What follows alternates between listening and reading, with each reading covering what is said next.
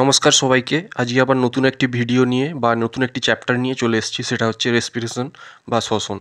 প্রথম আমরা রেসপিরেশন ব্যাপারটা জানব। রেসপিরেশন হচ্ছে একটি জৈব রাসায়নিক প্রক্রিয়া যেখানে কি হয়, সালোকসংশ্লেষ প্রক্রিয়ায় উৎপন্ন যে গ্লুকোজ, সেটা কি হয় অক্সিজেনের উপস্থিত বা অনুপস্থিতিতে কতগুলি উৎসেচকের সাহায্যে কী হয় জারিত হয় এবং খাদ্যস্থ স্থৈতিক শক্তি কী হয় গতিশক্তিতে রূপান্তরিত হয় এবং শেষে কার্বন ডাইঅক্সাইড উৎপন্ন হয়। একেই বলা হচ্ছে শ্বসন।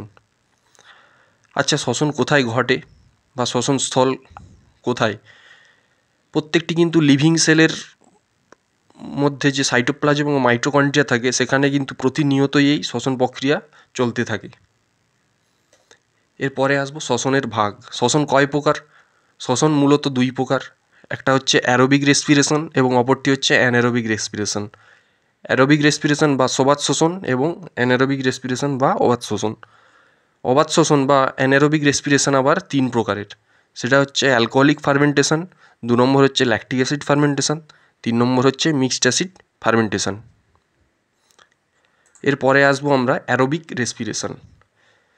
অ্যারোবিক রেসপিরেশন হচ্ছে এমন একটি জৈব রাসায়নিক প্রক্রিয়া যেখানে অক্সিজেনের উপস্থিতিতে কি হয়, গ্লুকোজ জারিত হয়ে কার্বন ডাইঅক্সাইড এবং জল উৎপন্ন করে।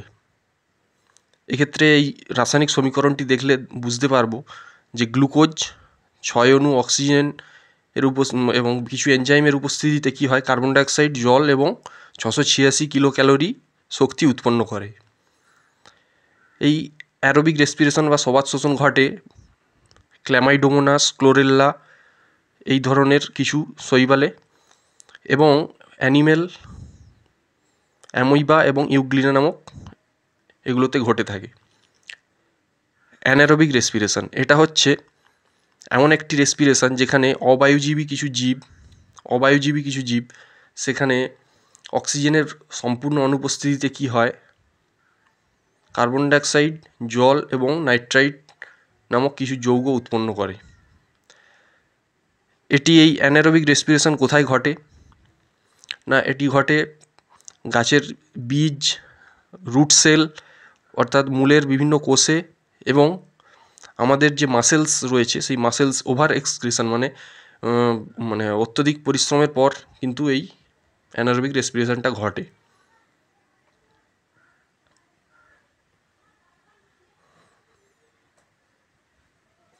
ধন্যবাদ সবাইকে।